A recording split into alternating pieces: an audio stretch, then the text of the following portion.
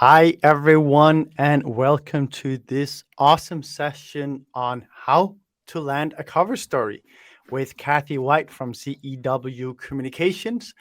And just before I pass the mic to you, Kathy, to enlighten us all on the beautiful world of PR and how should I put it, actually make someone care about our stupid news that we are trying to push on everyone all the time.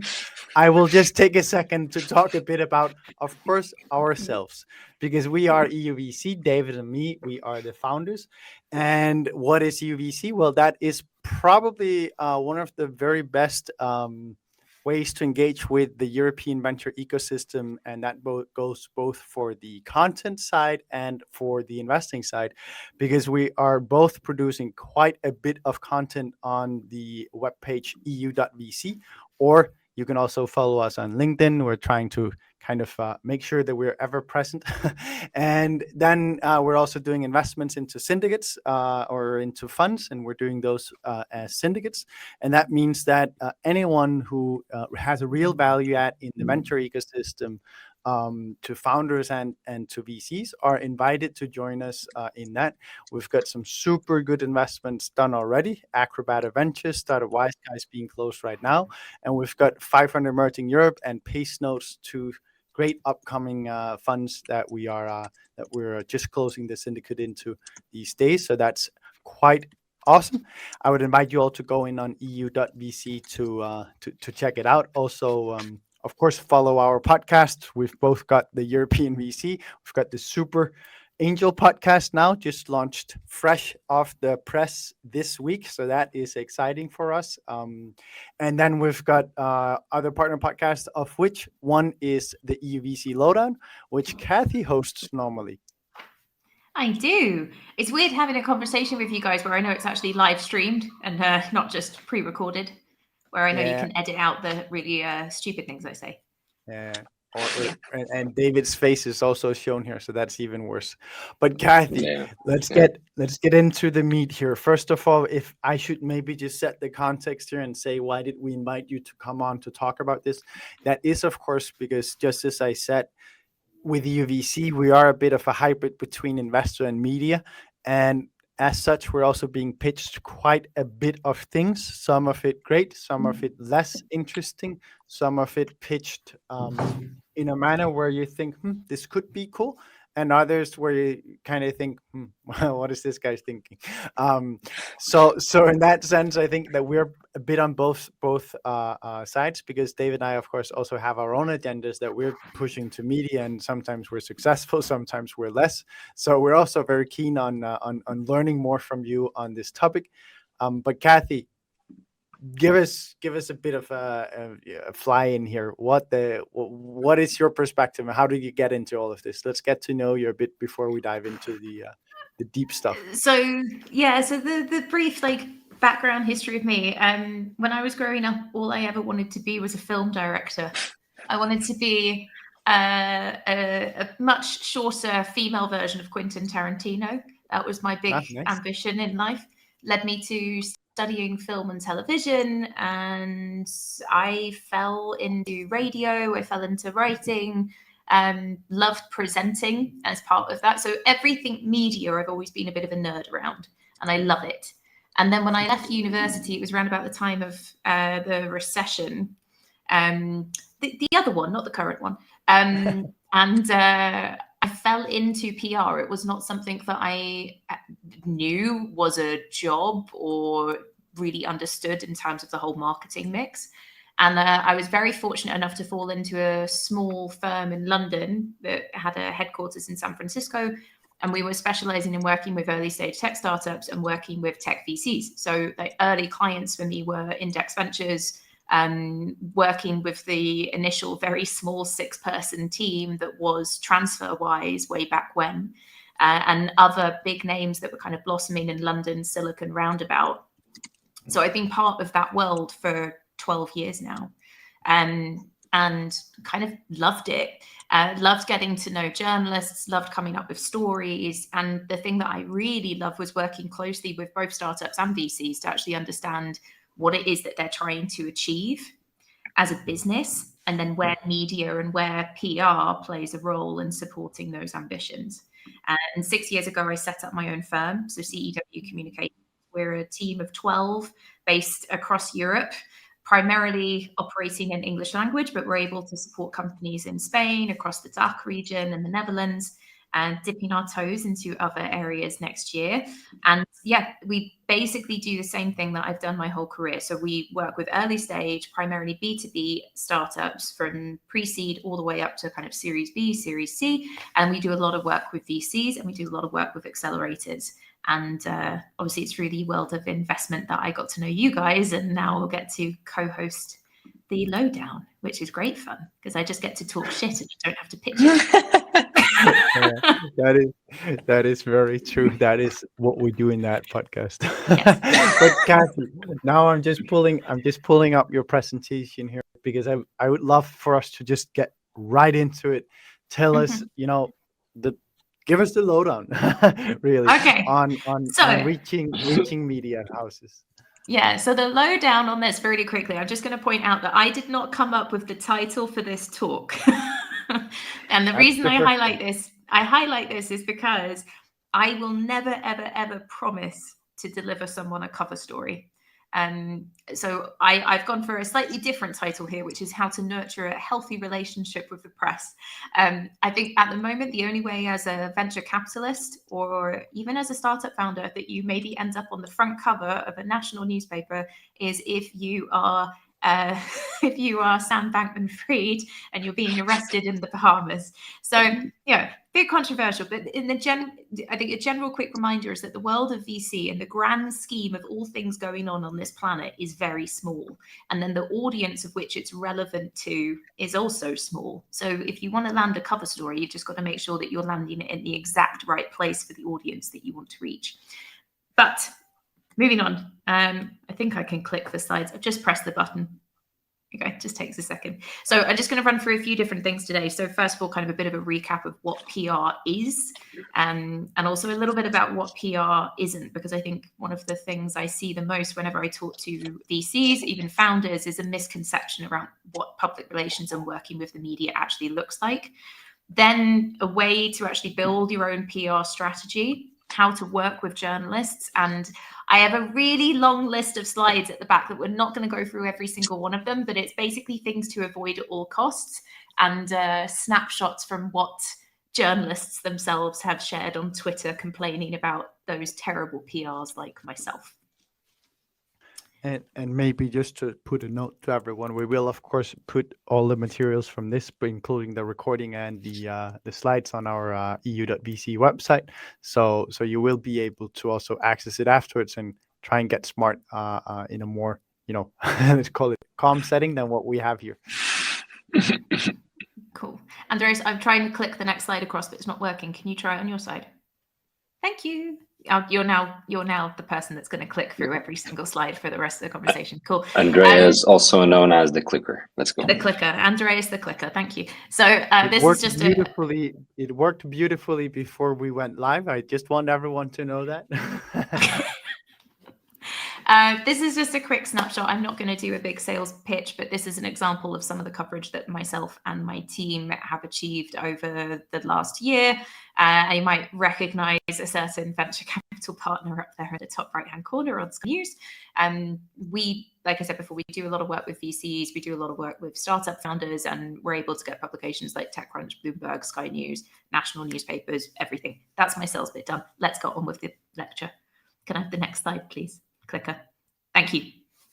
So just a bit of an introduction to PR and the whole point that it exists. So I think public relations annoyingly gets very confused with pure media relations. Media relations is part of public relations, and PR is there in the wider world to build trust, and it's an earned channel. So you may pay a freelancer, you may pay an agency, you may pay an in-house PR expert to work with you, but when it actually comes to being covered by the press, you do not pay the media. That's typically how it works in the Western world. It's not a golden rule by any means. In different markets, you do pay to play, and you can pay to play in this market as well. We just don't refer to it as editorial, we refer to it as advertorial. And PR is the planned persuasion of people to behave in ways that further your objectives, right? Whoever is putting the news out there, you're trying to achieve a particular thing by getting the news out there. And the big thing that I see as a massive challenge for anyone who decides that they want to use PR as a channel, PR takes time. It's really frustrating if you go check the news and you see that someone maybe has got a headline on TechCrunch or Bloomberg or something, and sometimes it can look like it happened really quickly. Sometimes it does. If the news is worthy of it, you could get it to the right reporter a day before or the day of, and they'll cover the story. But most of the time it can take weeks to get them to actually cover what you're looking to get out there in the world. Andreas, are you moving? What are you doing? all of the things are flashing on the screen. I am making it sexy and exciting. Thank you. I don't think my face needs to be bigger than the presentation. I don't think that counts as sexy or exciting. But fine. Okay.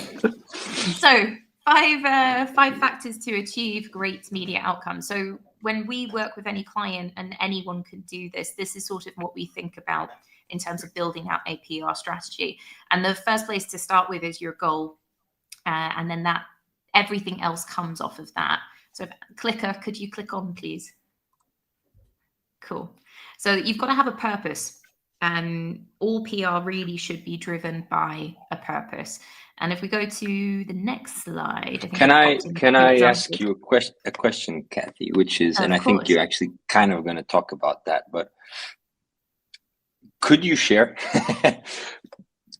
good goals, bad goals kind of thing? Like unrealistic goals that GPs could have, or that you have seen like having when starting this exercise, right? Like that makes no sense. That is not a PR objective. Like that is something you do through something completely different, whatever, right? So the one that I get all of the time, and for me, it's not a goal. It's part of a strategy rather than a goal. It's actually when you come to an announcement and you think that the goal is to get TechCrunch. You think that the goal is to get the BBC, right? Now that's a way for you to achieve your goal. It's not the goal. Your goal has got to be around, right? We want to get in founders that are building businesses in X industry. Or we want to get in the right publications that our LPs are going to see if we haven't closed our fund yet. We build ourselves as a credible source or thought leader in a particular space, to be talking in that particular space.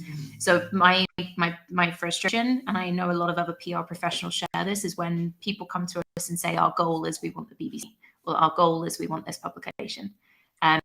Could you that's not a goal. That's great thing to drive for. Yeah, but could you maybe expand a bit on it? Because for me it was something that I had to learn, right? Which is channel versus goal, like why some channels are best for specific goals versus other channels. So as an example, you have highly specialized niche channels, and then you have others that are super kind of broad and they cover every single topic, right? And so how do you think, and making this VC centric, which is the challenge, I think, right, is how do you think how the different channels out there, different media houses out there, cater to different types of goals? Can you share any kind of tips and kind of some knowledge there? Yeah, basically it all comes down to audience, right? Whatever your goal is that you're trying to achieve, you want that goal to match a particular audience. So it could be your LPs, it could be the startup founder, it could be a little bit more generalist depending on what it is that you're building, right? So for instance, let's take last week, Atomic State of European Tech Report, massive amount of data. It's relevant to a huge audience. So they can go generalist and they can go niche in terms of the audiences that they want to reach. When you're thinking about your goal, basically set the audience that you need to get in front of. And when you understand that audience helps you drive research into where you should be seen. So if you want to be seen by LPs, well, hey, like LPs do check TechCrunch. It's a very, very big audience, but it's mixed in with everyone else. And then you can be more honed in, right? There are publications that specifically cater to what's going on in venture capital journal, fine. you've got to go, you attack both. One will have an audience of maybe, and I'm making these numbers up, right? But TechCrunch hypothetically is 10 million. VC Capital Journal, I don't know their audience figures, but my 50 to 200,000, and they're going to hate me if that's completely wrong. That it's going to be a much smaller audience, but it's going to be a more highly relevant audience. So your goal will drive who you need to talk to, and then where you need to be seen. So these are just a few examples of objectives for PR, right? So less, well, it does count for VCs actually. It's one that we hear a lot of for startups at the moment, is the employer branding piece. So being seen because you're trying to attract talent. So if you're going through a growth push, this is a good thing to keep in mind. You want your brand and what you're doing to be sexy and be seen in the right place. And even when you're starting out and you're smaller, if you are reaching out to talent, you want them to be able to find something interesting about you when they Google you, because people do research. So what do you want to see popping up on there? Validation and trust, really important. I mean, you're talking about getting a lot of money from a lot of people in order to have a fund, and they need to trust you. And then you're going to get rid of that money and invest in lots of businesses where you hope that the founders will trust you. And there is an element of the media can play a part in giving people an idea of who it is that they're going to talk to and who they're going to meet, hopefully, when they engage with you further down the line. You want to build excitement and hype, right? If you're announcing a fund, some hype is not a bad thing. I would never make it as a priority number one goal, but definitely a 2 or a 3, it's useful. And then again, going back to the validation and trust exercise, as spokespeople, there is an element in your own profile and building out your own personal brand. There's a question that's just popped up. What is meant by the profile of spokespeople? So if you are an individual in a VC fund, say you're a principal, could be a partner, anyone, as long as you're all in agreement, I don't know how big your firm might be, but you can act as a spokesperson for your business. So if you want to sell a story to journalists, you normally provide a quote, or you normally put them in touch with someone for an interview. That's what the role of spokesperson is. So you talk on behalf of the company. And everyone needs to have one, because journalists don't talk to businesses, they talk to people at businesses. So it's worth recognizing who your spokespeople or person might be, and then raising their profile. Subsequent effect, it raises the profile of the firm and everything else that you're doing. So that's what we mean when we talk about spokespeople. And it's incredibly interesting that you bring that up, because it's incredibly relevant in venture, right? The power of brand. I think we did a lowdown just on this topic some time back, right? Yeah, we probably should do another one, because I think there's so much more that can be said around personal brand and the importance that it carries for anyone building their career in venture. It's really critical for anyone who is the partner, the founding partner, running at the very, very top. But then for at the beginning of their career, you're going to migrate, you're going to move to different firms, you might build your own fund further down the line, and you've got to kind of keep an eye out for number one, right? And there's a way of building your own personal brand, and it's complementary for the firm that you are a part of, but keeping your eyes on the future and what else it is that you want to do and achieve. Yeah. Okay, can I go to the next slide, please? Yeah, so like I said before, so once you've established that goal, this is where the research piece comes in, and getting to know which titles and who you're talking to. If we click to the next one. Sorry, I'm going to do a silly voice every single time. I feel like I should be hitting something. Or right. just do this. Just do this. Just click. Just click. Yeah, okay. Clap on, clap off. So research hacks. So you know what your goals are. Your goals are tied to a specific audience, and you now need to understand what publications that audience is reading. And one of the easiest ways to understand it is just to ask people that you're talking to.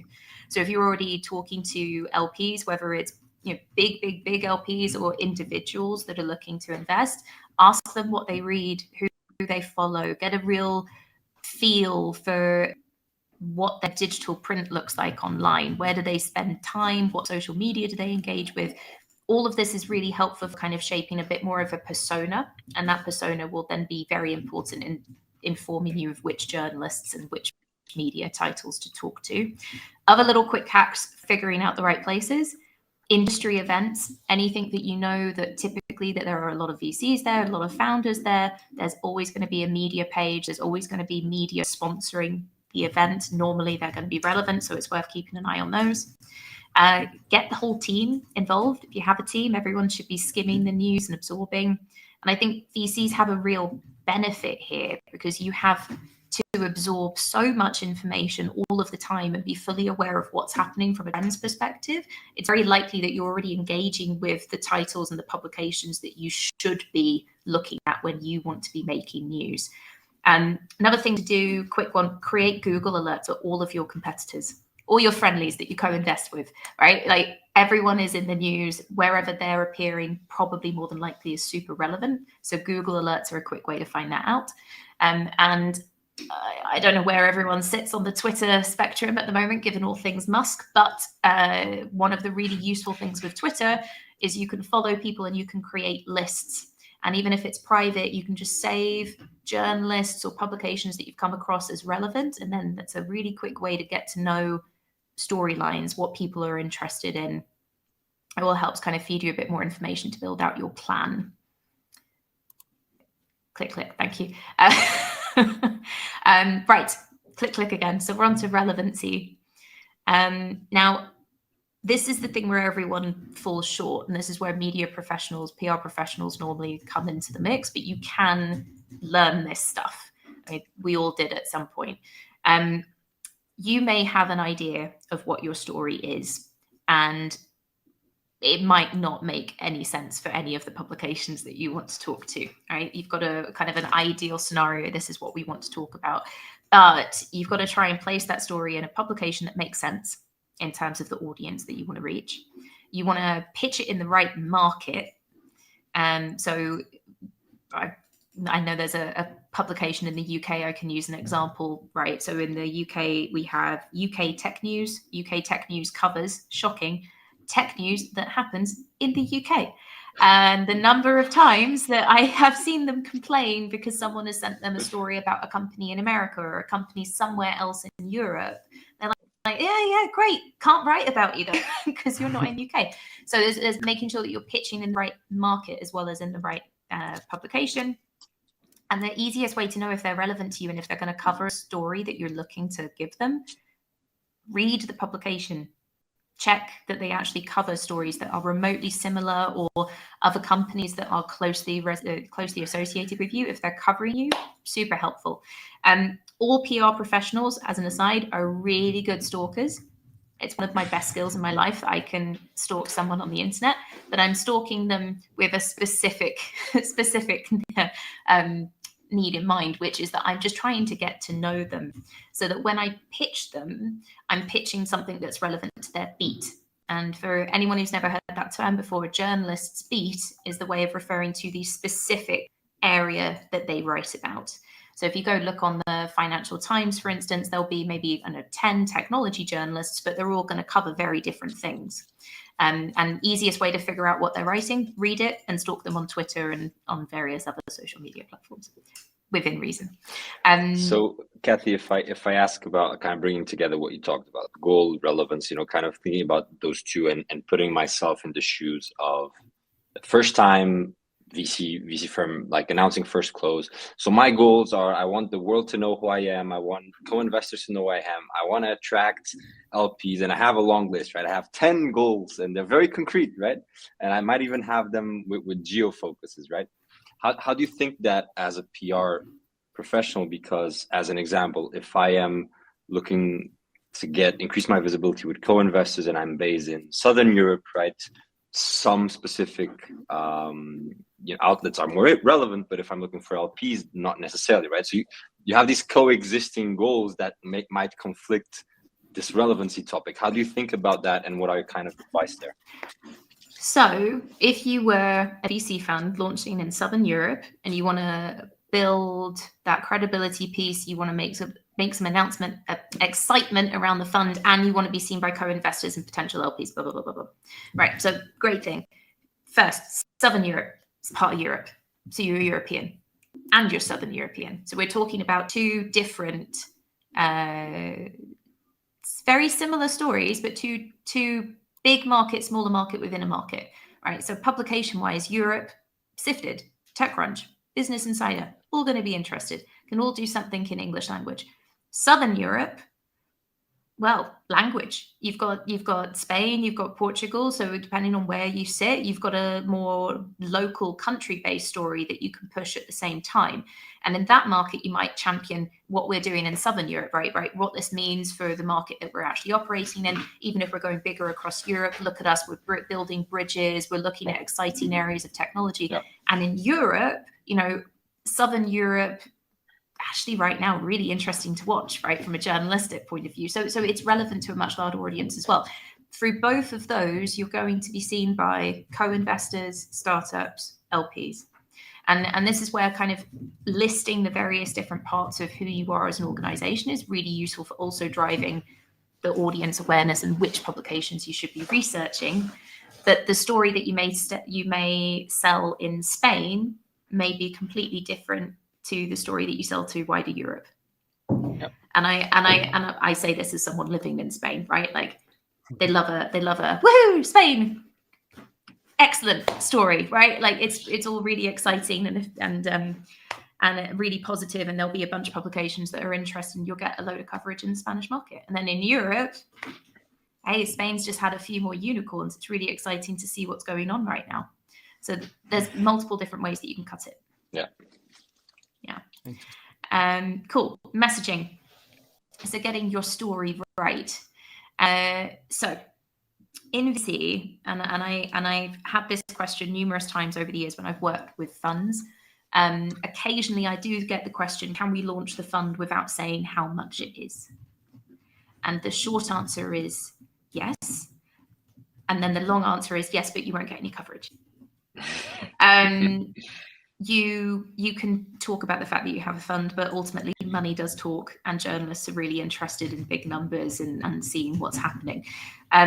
One other thing that they're really interested in, and you need this beyond the how much capital you've got to deploy, is the problem that ultimately your investments are looking to solve. So where are you deploying? When VCs raise their funds, and whether they're thematic or more generalist, you're always going to talk about the various different areas that you're interested in right now. And actually for journalists, this is really important, because where you want to put your money is your bet on the future, which is betting on trends that journalists are then going to see maybe 12, 24 months down the line, dependent on the hype and what's been going on in the wider market. So talk about the bigger problems that ultimately are trying to be solved. The future is always more exciting than the present. So always talk to what's going to come down the line. Please say something new. Like, I do see too many people try to play it safe, and safe is boring. Safe doesn't get journalists excited, and you can say something new without being too controversial. You just don't want to sound too much like your competition.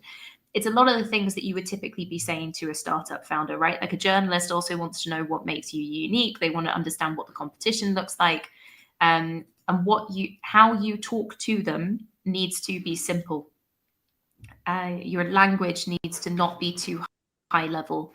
There's various different joke around language in PR. In the UK, I'm sure many people will have internationally heard of the newspaper called The Sun. But The Sun is written in such a way that a 10-year-old can understand every single story. And you don't need to go down to a 10-year-old's level of language in terms of what you write. You do need to simplify what you put out into the world. It's got to be accessible to everyone. And the big question, and it's one to always ask, is why would anyone care? We're in a bubble, right? And Kathy, could I ask you, because many VC firms end up opting for working with someone like you when they want to engage the press, especially if they have either something that is important to them to announce, like a fund every 3 years, or because they have an ambition level that goes to them actually wanting to get ongoing coverage. But I'm curious because that's also, it's always the service provider vulture fear that everyone has, right? Okay, what do I need to ask this PR lady who offers me assistance in this field to make sure that she's not gonna take me on and lead me on, rather than give me the truth. Because here you have your story, you need to X, Y, and Z, and then do you gauge your the viability of your clients or potential clients goals beforehand and say, there's no reason we do this because I'm not going to be able to place this. We can do it, but then it's a 3-month process where we start building up X, Y, and Z, and then we end up with something that might be worthwhile. Yeah. How do you think about it? And so I think every agency is different. I have my own personal filters. So I won't engage with someone if I think there's no story, right? Like it's very, I think, sometimes having a call with a PR person, even just as an initial call, is really helpful because you can tell them what you think is the story. And hopefully, if they're the right kind of person, they will at least tell you on that call whether you have anything of value or not. So then it saves time on both sides. So for PR professional, we have relationships on both sides, right? We've got relationships with the clients that we work with, but then the most important relationship we have is journalists, because clients come and go. Journalists aren't forever, but they're pretty close. So we want to be pitching them stories that they're going to get excited about as well. And it has a positive effect on us as an agency. It has a positive effect on other clients that we work with, because the journalist recognizes us as a trusted source, coming to them with relevant stories rather than like a scattergun approach. If you talk to PRs, my personal opinion on this is, if a PR does promise you coverage and promises you specific titles that they're going to get you in, for me, that's a red flag. Because we can never guarantee coverage. We don't control the media agenda. We don't write the articles. We write press releases and we pitch. We're basically in sales and relationships, but we don't have any control over outcomes. We're basically building strategy based on previous experiences, what we've seen work, what we know journalists are looking for right now, and what we recognize as important in the news agenda. Anything that you can tie to what's really topical in the moment or in like recent weeks, it's much more exciting. So that's little red flags for me. My other red flag from a client perspective is, when you engage with someone professionally for PR, you don't just give us a story and that's where your work stops. You've got to work as a partnership to get results. So you've got to have constant communication with your PR team around things that you're seeing happening, thoughts that you've had, things that you want to share with the world, like from a kind of an opinion point of view. And PR team will be feeding you stuff as well, but you might not be comfortable with that, and you've got this idea. So it's collaborative. If you think PR just magically works itself out, that's not going to work. It's going to be a bad relationship, and you'll think PR has failed, but PR is what you put into it. No, that's why I ask exactly. So cool to hear. Yeah. Timing. Tell us. We're now 30 minutes in. Talk to us about timing. Okay, so timing. So like I just said, we have no control over whether a story will be published, but we can increase our chances of when something may be published in the media by taking into consideration things that we already know are going to happen. Click, click. So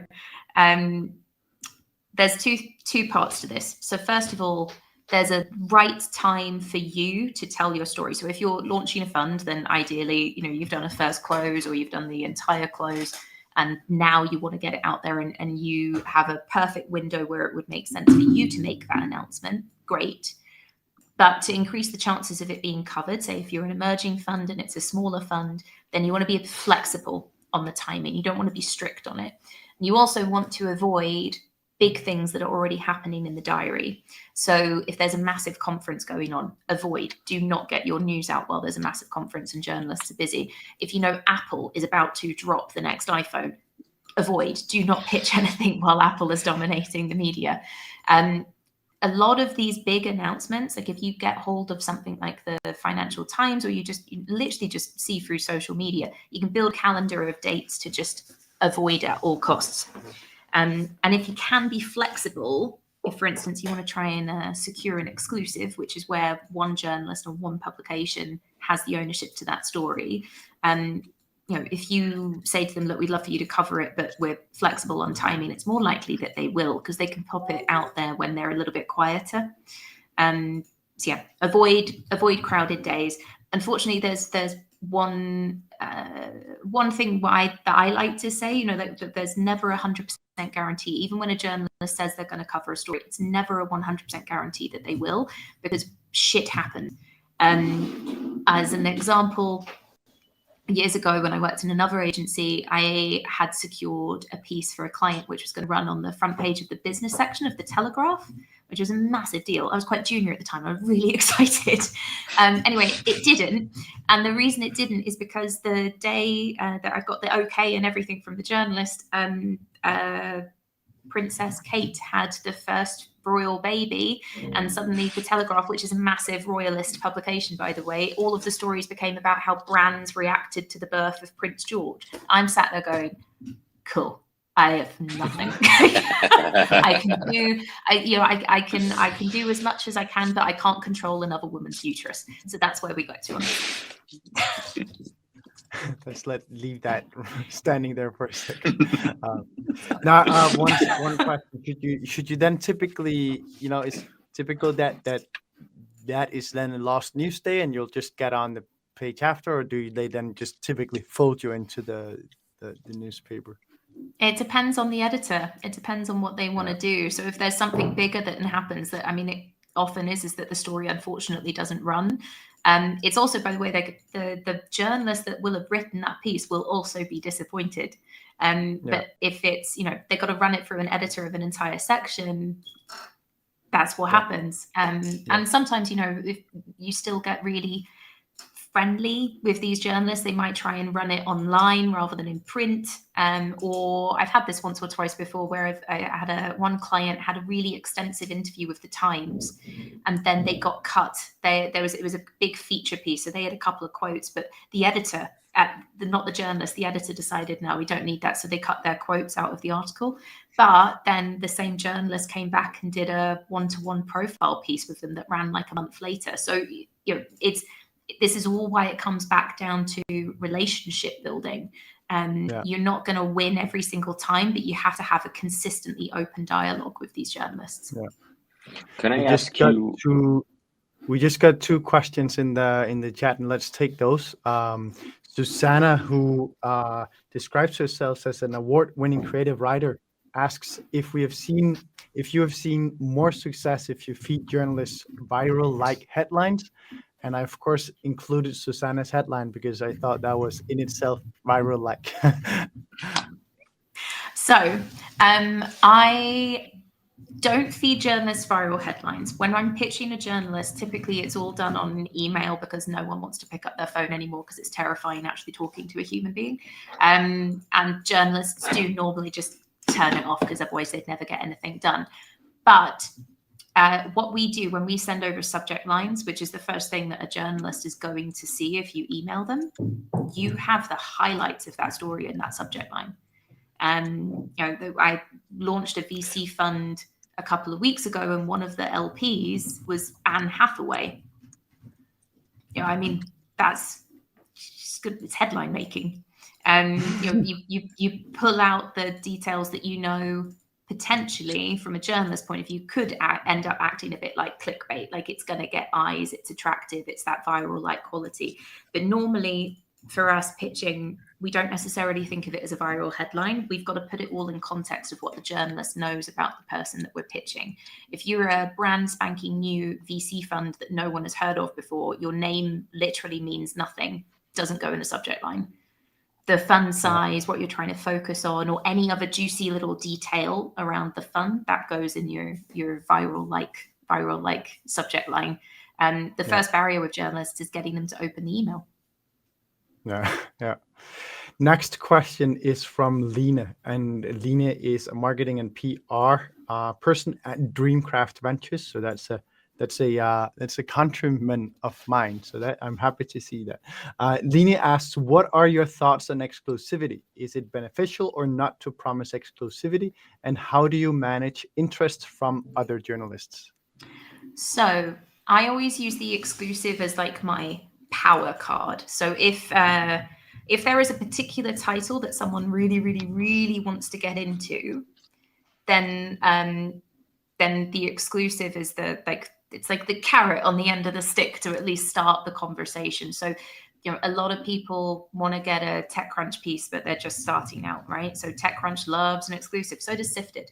So if you send a pitch to them and in the subject line, the first word you say is exclusive ... and then a little bit about what you're selling them, again, they're more likely to open it and they're more likely to engage. The only time I offer an exclusive is if it's for a publication that someone really wants to get into. And I think that's the only way, given the value of their current story, that they can. If you can't secure an exclusive, then switch back, right? You go for pitching the story under an embargo, which is the other term to know. So for those that haven't come across embargo, just to explain it really quickly, the embargo is a day and a time at which that story breaks. And it's something that has to be agreed. So you can't just send a press release out with an embargo attached for 2 days' time and expect that a journalist won't break it. It's got to be a mutual agreement. Neither of us are going to talk about this story until this time, and creates an even playing field for all of the other media that you're going to talk to in advance as well. So it's making it fair. And they're two good things to it. You have to be aware of them and how they work. Yeah. We had, so just a bit of, and I'm assuming that's best practice, because we just announced together with a bunch of other news people the launch of Speed Invest 500 million euro fund, and their Speed Invest did not launch anything about it themselves until 24 hours after the embargo was gone. I'm guessing, because I'm seeing that many of the in our audience are on the VC side, that is the right way to approach it, as the one pitching something with an embargo to press. Yeah, so it depends. So normally, my suggestion, if you're making a big announcement, is sorry, someone trying to phone me. Come on, I want to chat. So when the embargo breaks, normally you have an embargo that's very early in the day or early in the morning of the market that you really want it to be seen in. Let the embargo break. Usually, if we're doing a pitch under embargo, we won't have had every journalist come back to us and say, hey, can I see the release? I agree to the embargo. So you then do another wave, you send out the wider. And it's nice to have a few hours where you don't put anything on social media. So you, as the organization or as the person, you stay quiet. And then a couple of hours later, once the release has gone out to everyone and coverage has appeared, go big and just scream it from the rooftops. I think it's interesting that Speed Invest waited 24 hours. I'm going to message Jeremy and be like, I'm curious, why did you do this? But you can wait a couple of hours. That's fine. You can do it all on the same day. And then the nice thing is to think about how you keep pushing it on social media for like the next week, because the news cycle dies quickly. You can keep it going through other content. That's super cool. Good. Cool. Okay, let's get back to the presentation. Lessons from VC comms. So this is just little lessons from over the years doing comms in VC, which I've done quite a lot. So numbers remain sexy. As much as you don't necessarily want to talk about the numbers, they are sexy. Journalists like them, and they really love data as well. And obviously we spoke about this on the lowdown. I know David wrote about it for Sifted as well, right? But more and more journalists now also want to know the specifics around the first close or the second close or the final close, whatever it is. So don't be afraid to have one line. All it is one line in your press release just saying the first close was X. And some will run with it in the story and some might not, but you've provided it. You've done the thing that you're meant to do as the VC fund. Data, like I said, is super sexy. So as you scale, any trends, anything interesting you're seeing amongst your portfolio, it's all worth number crunching, even for your own content. And potentially it's something you can share with journalists as well. You are investing in the trends. So you should have a few journalists that you can talk to regularly and be like, this is what we're backing right now. We're seeing more businesses come to us with decks in the following, etc. So yeah, lots and lots of different things that you can give them. And you only need a handful of really solid relationships. So, you know, your job, as much as you might want to talk to like 20 or 30, 40 different publications, is as long as you know 3 or 4 journalists well enough that you can send them or drip them little ideas, things that you might want to talk about from a thought leadership point of view, or send them news. That's all that really matters. And they respect that. They like having someone that they can also bounce ideas with for stories. And then, yeah, the other thing, and this goes back to briefly touching on personal brand, is you don't have to rely entirely on earned media to get your messages out there. So use LinkedIn, use Twitter if you're into Twitter, use TikTok. Crap, fuck it, be a VC that just embraces TikTok VC, here we go. But get messages out there every single day, you know, that promote yourself, promote your thoughts, react to stuff that's going on in the industry. When you're first reaching out to journalists, you want to build a relationship with them. You've got to pop up as someone who is credible. And if they're going to do some research on you, you want to make sure that your digital print online is full of all of the good stuff. So anywhere that you can self-publish and just get it out there. Okay, so I will do one more thing on the mystique of journalists and how to work with them. And then I think, like you guys said, we'll probably publish the slides so people can go through and read all of the avoid at all costs things. The first thing to remember is journalists are human beings. They all have the same stresses. They all have the same demands on life. But theirs is kind of 10x'd in some ways. Media right now as a job is complicated. We've got publications that are disappearing. We'll probably see a lot more media houses disappearing over the next year, dependent on how many people want to still be paying for advertising. And that means that there'll be more journalists becoming freelance or being available for different roles.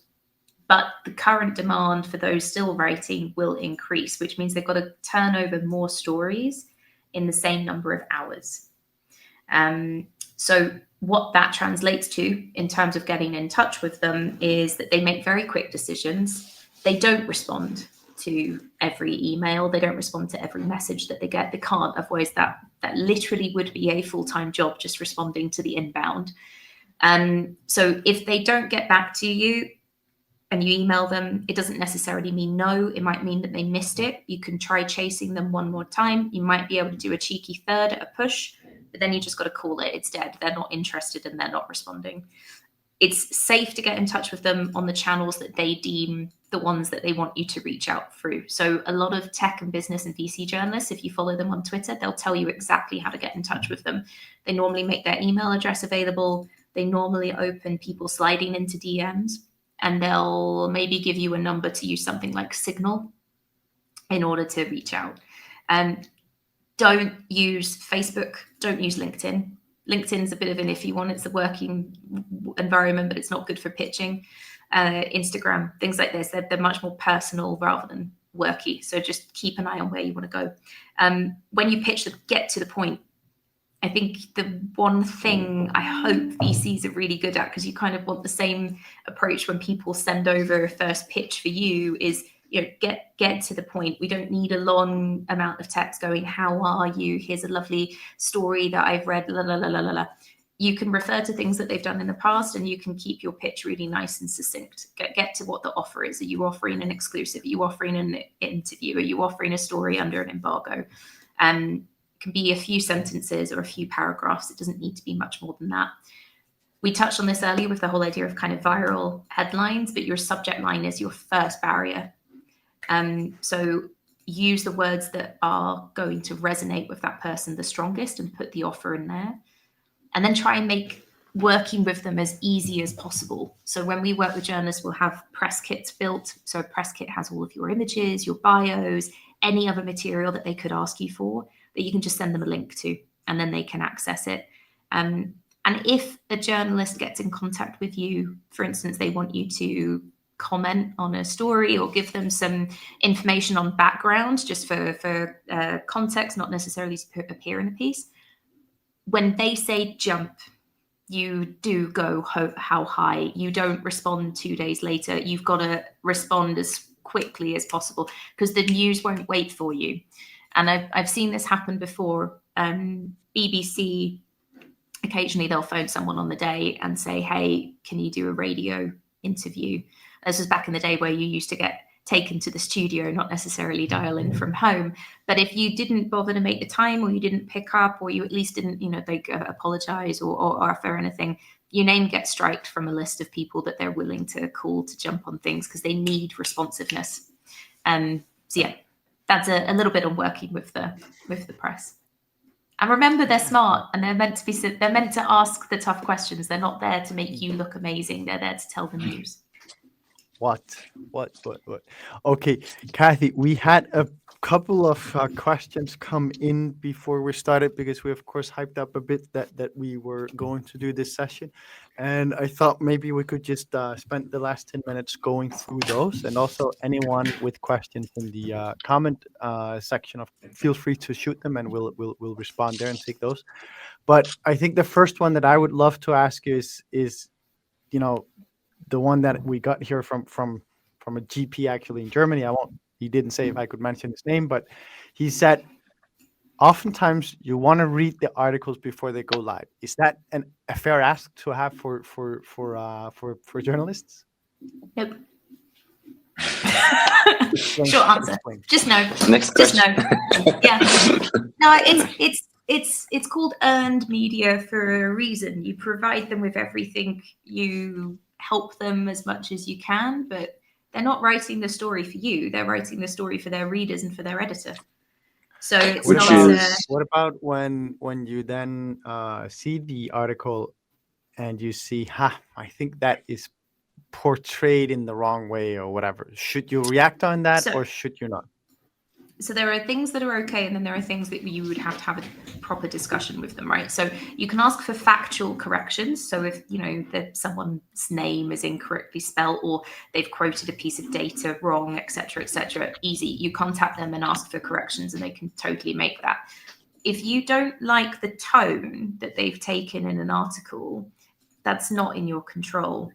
All you can do when you're pitching a story to a press is it's facts, right? It's not marketing jazziness. It's, here's the story, here's what we got, this is why we're excited, here are the quotes. Outside of that, the wider context that a journalist works to is subjective. So now they're meant to be neutral as much as possible, but that's not a golden rule per publication. Some do like to add in a bit of an opinion. You may not like their opinion, but you can't change it. So that's the thing about opinions, right? Everyone has one. They're not all good. Exactly. So it's occasionally a journalist may offer for you to approve a quote. So if you've had an interview with them and you're providing a reaction to a piece of news, they may send you the quote that they've recorded or typed up, and you can make small changes. You can't rewrite your entire quote, otherwise it kind of makes having done the interview completely pointless.